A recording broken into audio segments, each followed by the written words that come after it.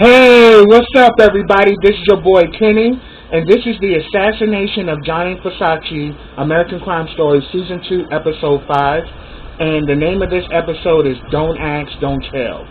This was a really good episode, and, within this episode, we really see that, two key figures in this episode, Gianni Versace and Jeffrey Trail, are leading their own mobilizations to come out and be themselves. And we definitely see that both of these individuals had different consequences of coming out, of the closet and admitting that they were gay. So let me get started here. Okay, the episode opens up. It's June 1995 in Milan, Italy. Johnny is talking with Antonio and Donatella. Well, he's talking to Donatella indirectly, and he's saying that he's gonna make an announcement, in an American publication that he's gay. And immediately Donatella looked at Antonio and just went in. She was like, "Oh, so this lifestyle ain't enough for you. You want to be famous. You want to be seen. That's what this all about." And pretty much Antonio was like, "Look, I've been with this man for 13 years, because, this is 2 years before his death. I've been with this man for 13 years, and for once I would like to be known as, as something more than just his assistant, because that's what people been, referring to him as." And he says that, at the end of the day, it's just about us, being who we are, and I know my place, unlike you. And then Donatello's like, "And what is my place?" And then he broke their asses up, because, Donatello just pretty much was kind of calling Antonio out, thinking that he's a fame whore, saying that, "Oh, you just want to be out because you want to be seen like Versace. You want the accolades and you want the audience that that Gianni has." But then we really see that both Gianni as well as Donatella go back and forth about this issue. She's on the idea that, first of all, we got this successful business.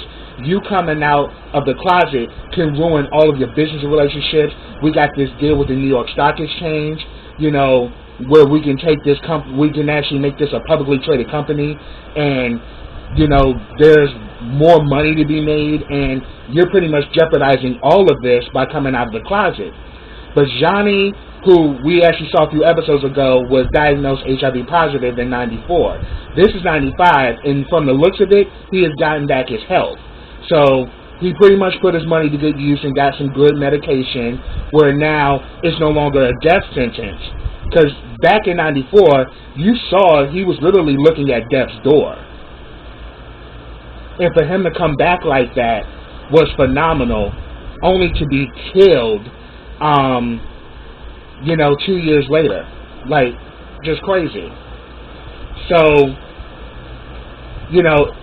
he, for himself, has taken that this is my moment for me to come out and be myself. He says, "I designed for strong women. How can I not be strong?" And he said that, "Look, I have a second chance at life. A year ago, I thought I was going to die, but now I'm alive, and I'm back to doing what I love. I'm not going to hold myself back anymore. I'm going to be myself, and I'm going to tell my truth." And we see later on that he actually does the publication with the Advocate, and he actually asks Antonio to join him. And because at first Antonio was sitting in the back while he was talking to the interviewer, but then he asks Antonio to join him, saying that you're a part of this. So he wanted him and Antonio to be a package. And in that interview, he comes out of the closet as being gay, and he also introduces Antonio as his lover.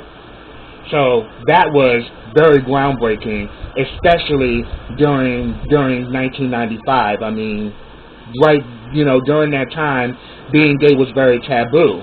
And Donatella was dead set against it, but for good reason, because she knew on the business side of things, you can ruin a lot of business relationships when you have that gay stigma tied against you. Not that she was not against him being who he was, but she was against it far as the side of the business because she didn't want him to get railroaded or for him to get traded on because of his sexuality. So yeah, we definitely see this was the reality, in 1995. And because even when they were having a conversation, she had mentioned Perry Ellis, that Perry Ellis died of age, and once his lifestyle was known public, his brand diminished, and she didn't want the same thing to happen to Versace.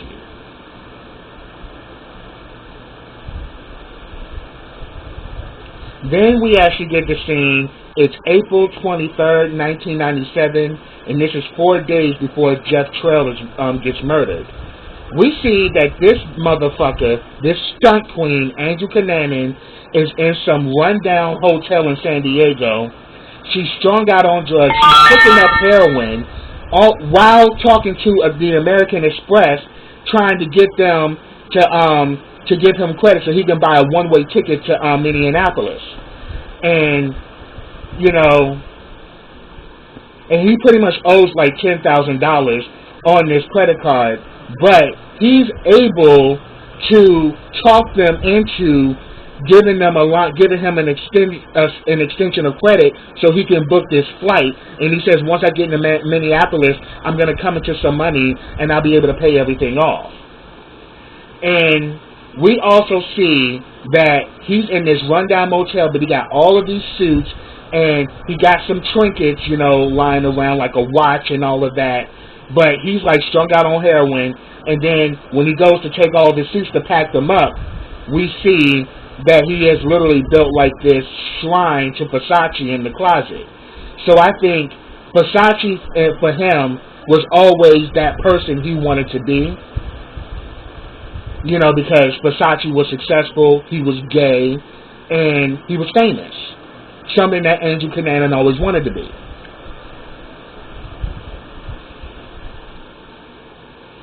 Then we actually get a clip in Minneapolis with Jeffrey Trail. Jeffrey Trail is working at like some factory or something, and we see that he talks to one of his co-workers. They sit down and they have a conversation, and they pretty much find a commonality that they both served in the military. And we come to find out that Jeff Trail was actually a Navy officer, and he comes from a lineage of people who served in the military. His father served, and his sister is in the military as well. So once he found out that he was actually stationed, when the guy finds out that Jeff Trail was an actual Navy officer and he was stationed in Annapolis, but now he's working at this factory, he's like, bruh. And of course he started asking the question like, man, that's a high position. Why would you leave a position like that? No one leaves a position like that. I mean, that's like, that's like a really important position. And you could have definitely grown. Like, why are you here? And what happened? And pretty much Jeff Trail gets in his feelings and he's like, I made a decision. And we didn't know what that decision was. But we come to find out later on, the decision was that he chose to do this piece for CBS where he talked about gays in the military. And even though he was black-faced, people in the military could easily find out who he was. So after he did that interview, he pretty much, left the military. But yet, this killed him because this was something he always wanted. He wanted to be a part of the military ever since he was a child because his father was in the military, his sister's in it, and this was something that he was passionate about, that he really wanted, to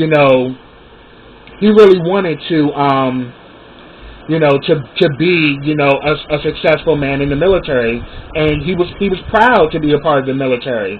But yet, we actually see in the episode, he's faced with the stigma of what it means to be gay, but yet to be gay in the military, because twice he had to save this guy from getting beat, from seriously being beat to death. The first time there was this dude that was beating him up. he pretty much broke it up. And then then later on that night, they literally pulled a full metal jacket thing where, they put the soap inside the sock, and they all literally were beating him over and over again while he laid in bed.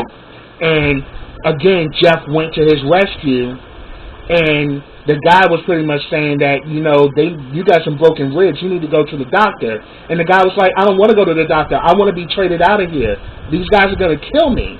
And we see that they have a tender moment where he hugs him, because they kind of connect, and they see that, yeah, I'm gay too, and so are you. And he now realizes he got to keep up that front, because he will be getting the same type of mistreatment and abuse that this soldier is receiving. So we see that they brace each other. We see that one of the other soldiers overlooks it. So he's already come up with his suspicions, and next thing you know, they're sitting down eating lunch, and the guy brings up, oh yeah, we caught this one soldier that was freaking this place called Flicks, was like this gay bar where a lot of these little faggots go and have their good time and shit. And then pretty much he kind of threw a jab at Jeff, was like, do you know anything about this, Jeff? You know about Flicks? Kind of, mocking, because they have his own suspicions. And then this is during the time with Don't Ask, Don't Tell, which really didn't protect gays. I mean, it kind of protects you from the fact that, if you don't know about it, then oh well. But it didn't protect gays from being being used or abused. And there was a lot of physical, psychological, and sexual abuse that was going on with gays in the military. So he gets sanctioned to report to his captain. His captain gives him this book, and he's saying that, look, we have to maintain the code, and without the code, we have nothing. So he's literally reading all of these, like, they got little damn, it looks like a comic book, but it's all these scenarios about don't ask, don't tell. Keep it hidden. Don't share that with anybody. But yet, then again, even the ones who didn't share it, if you looked it, you were pretty much targeted. So he's reading all of this, and even gets to the point where he contemplates committing suicide, and we see him dressed in his Navy uniform, and he was about to take his life. And that is around the time that he actually met Andrew Cunanan for the first time. He decides to venture out and go to that club Flicks. And that's where he met Andrew Cunanan for the first time. And Andrew can definitely read that the man was broken. And that the man was definitely at wit's end. Because he loves being a part of the military, but yet he knows that the military will never accept him for being who he is. And that no one who's gay is going to be accepted, truthfully, at this time. So, because, they didn't repeal Don't Ask, Don't Tell until 2011. So, this was a really crucial time, for Jeff, because he's now being put in a position where he's a Navy official, and he can't be himself. So him and Andrew Cunanan spark, and the funny thing about it, Andrew spoke to his need. He actually spoke to his need, and he actually, told him that, yeah, the military's never going to accept you. It's like, because he actually tells him that he's been asked to do this interview with CBS. And I think later on, I think that the interview was for, 48 hours. He's talking to Andrew, and Andrew's saying that, yeah, you're going to be seen you're going to be considered as a liability to the military. They're never going to accept you. They're going to come after you. They're going to put you through a witch hunt.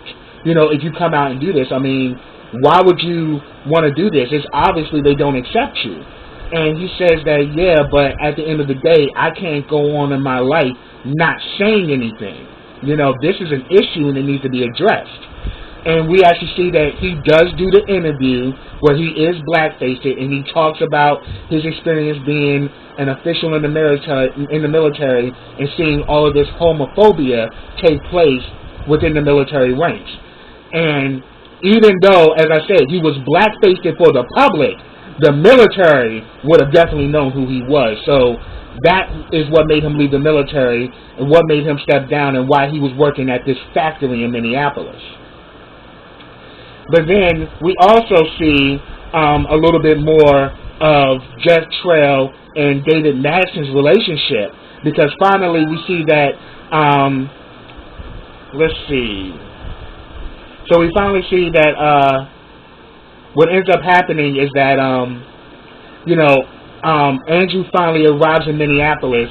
David Madsen nor does Jeff Trail want to hang out with him. They're going back and forth, and Jeff Trail is like, look, the man's a liar. He lies about everything about himself. He pretty much says that, look, he coming to town, but then David Madsen's like, look, he doesn't have anybody. And he says, and that's for damn good reason. So Jeff is kind of like, fuck Andrew and fuck the horse that Andrew rode in on. Whereas David Madsen has some type of compassion for him. He doesn't want to be with them, but then again, no one really tells Andrew the truth. Actually, Jeff does tell him the truth, and he literally paid a dear price for doing it, not realizing the kind of person that Andrew is, But at this point, they both kind of exchanging notes.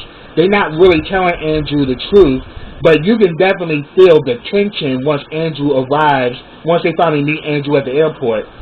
But I think, So they pretty much meet him at the airport, and he wants to go out and have fun and have this great weekend where they can go out and have fun and all of that, because he wants to hang out with the two of them, because Andrew was how the two of them met, because because he was stationed, and because I think when he was a Navy official at the time, he was stationed in San Diego, and that's how him and Andrew met. And afterwards, once that whole thing went off, he moved to Minneapolis, and it was Andrew that introduced Jeff Trail to David Madsen. Now the two of them have formed a kind of like friendship, or more like a little thing going on. But we can definitely tell between the two of them, neither one of them want to deal with Andrew, but neither one of them want to tell him the truth. But Jeff tells David that, look, after this weekend, I'm done with his ass. I'm through with him. I've known him for 2 years, and it's just been one thing after the other. You just need to cut yourself off of him and do what you got to do. Because I think they probably did have a little thing, but I don't think they were a couple. Because we see that David actually has like a little friend that he's meeting with over the weekend, and of course this makes Andrew feel some kind of way. And Andrew actually takes like this expensive watch, and he actually proposes to David, that he wants to marry him. And just like he said in the last episode, he told him that it's illegal for us to get married, but really he don't want to marry his ass because he's starting to see the same shit that Jeff is seeing, that Andrew's a stunt queen. All this time we thought that Andrew was a successful person. Andrew ain't accomplished jack shit in his life. So we see that afterwards, David Madsen goes on his date that night, and we see Andrew looking in because Andrew feels some kind of way because he's in love with David. But it's obvious, David got his own life. I mean, David been living in Minneapolis all this time. He out doing what he do, So afterwards, that weekend, Jeff was going out of town, and I think he went to go see his sister, who's pregnant, and, Jeff is not even out to his parents, but his sister knows. And she's saying that, look, they're going to love you. They're our parents. You should just tell them. And he's like, I will, but I'm going to tell them when I'm ready. But then he hugs his sister and says he's looking forward to being an uncle. So, yeah. So we see that's going on. And while he out of town, he said that Andrew could stay at his place. Andrew is a disrespectful bitch because what he ends up doing is he goes through all of he goes all through Jeffrey's stuff and he finds his uniform, and the uniform is nicely ironed and crisp. This dude goes through all his shit and then pulls out the actual video of the interview that he did with CBS, and he watches it. Boy, just crazy. And then we saw that the night that he spent with David, because he spent a night with David before he went to Jeff's house. The night he went out with David, him and David went out to this club, and we actually meet David's coworker, the girl that we met in the last episode. Let me check here. Yeah, because I think I did write down her name.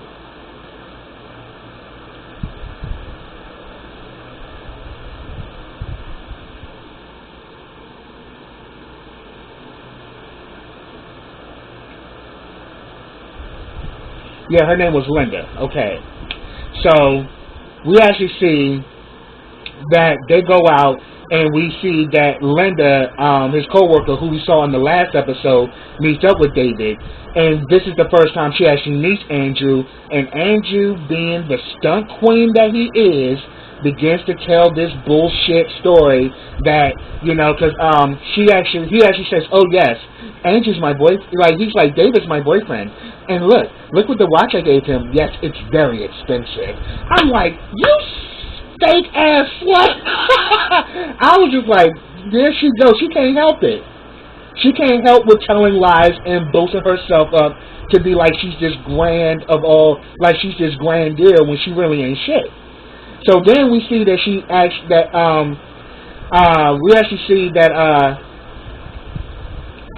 what ends up happening was that Linda and Andrew sit down and talk, because she said she met him.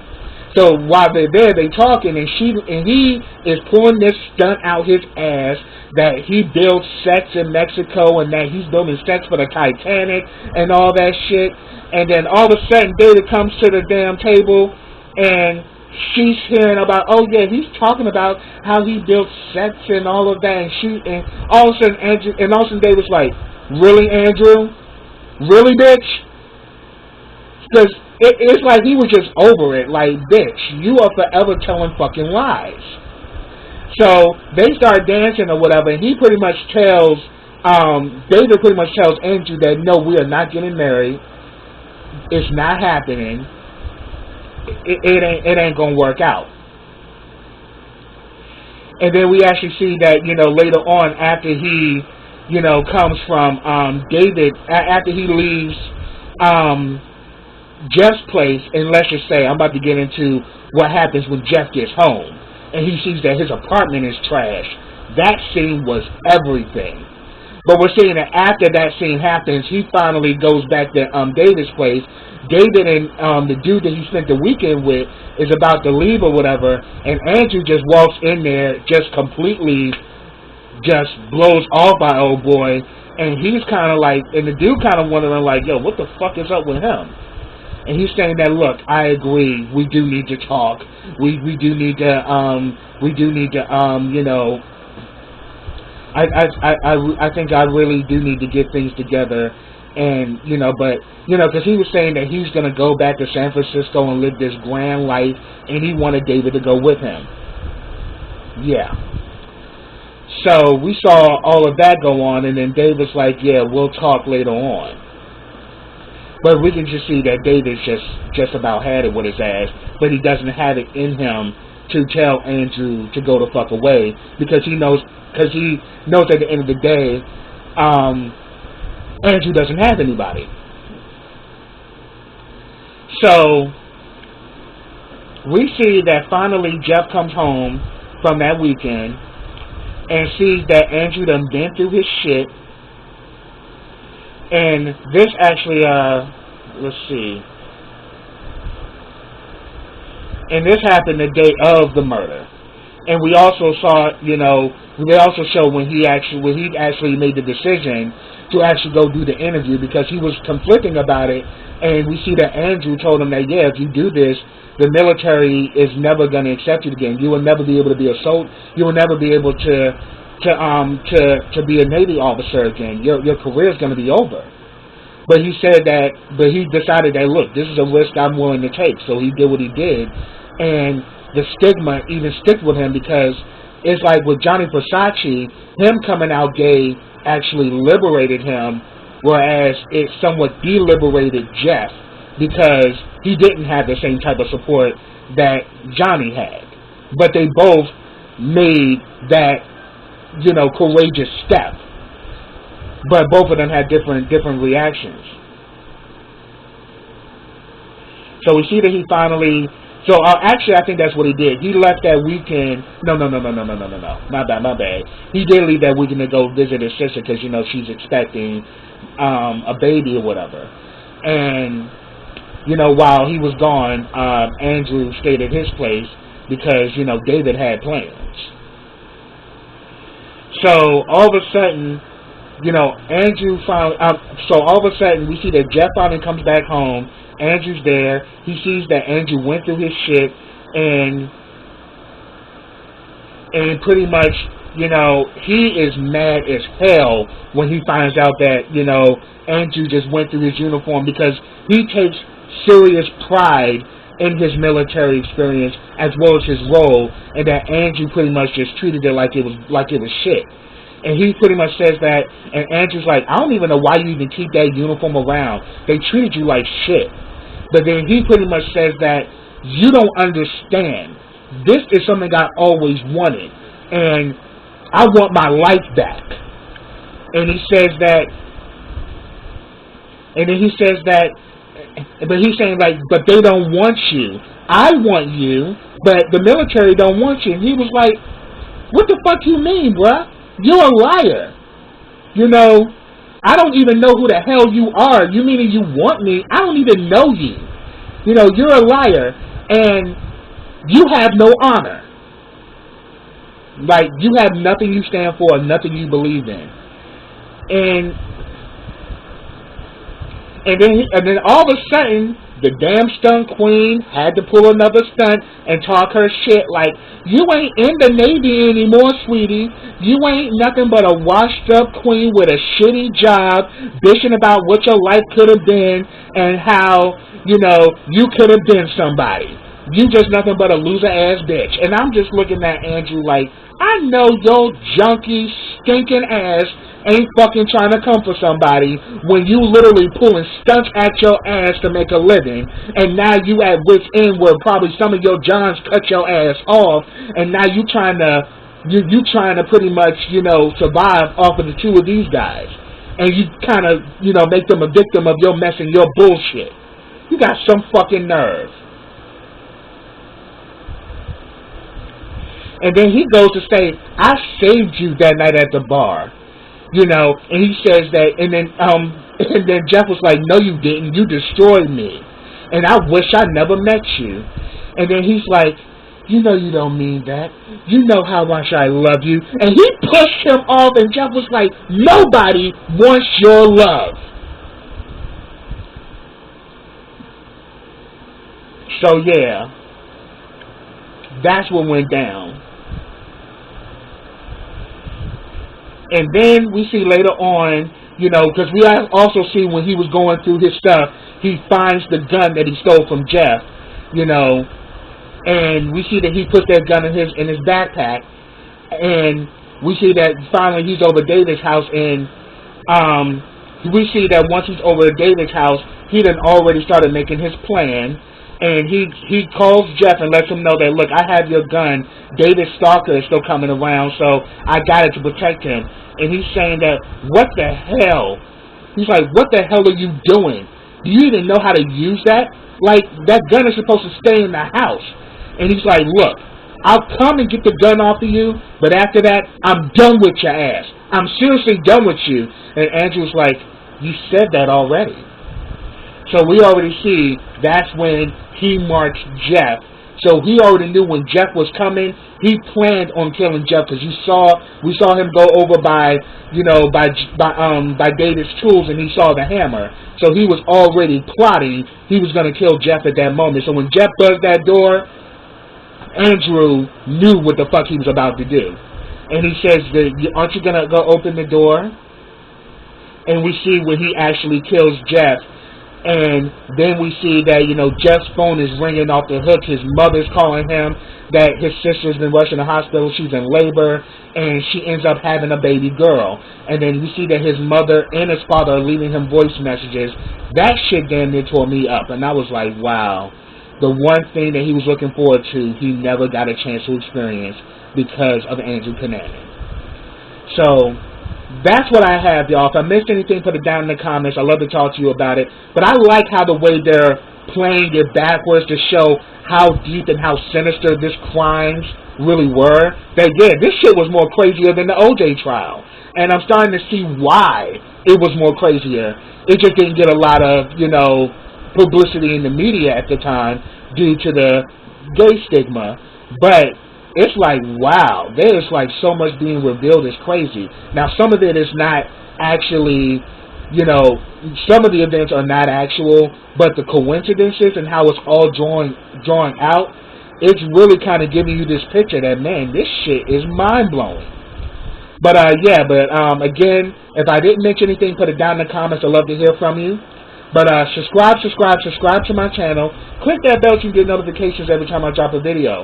Also, follow me on all of my social platforms. I have them all listed in the description box.